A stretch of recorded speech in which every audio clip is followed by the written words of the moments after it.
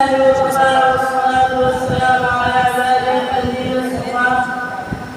أما بعد، أيها المسلمون، إن من علامات التوفيق والفلاح أن ينشغل الإنسان بنفسه وبعيبه عن عيوب الناس.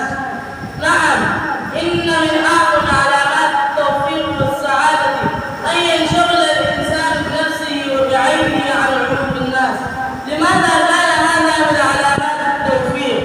أولاً، لأن من انشغل بعيب نفسه وعرف نفسه ناقصة وفيه عيوب، فإنه لا يمكن أن يجلس الجلسات الطويلة أو القصيرة ويتكلم في فلان وفلان، فلان صالح وفلان غير صالح، فلان فيه كذا وفلان فيه كذا. لا يمكن أن يفعل ذلك لأنه مشغول بعيب نفسه وبإصلاح نفسه. ثانياً، لأن من انشغل بعيب نفسه وعرف نفسه ناقصة وفيه عيوب لا يمكن أن يجلس.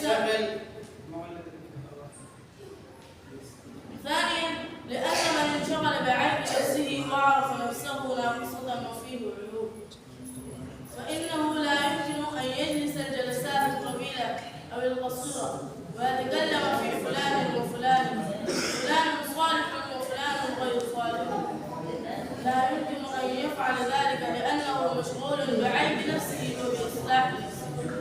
ثالثاً، لأن من انشغل بعيب نفسه وعرف نفسه وبإصلاح نفسه فإنه سوف يصلح نفسه ويعالج عيبه.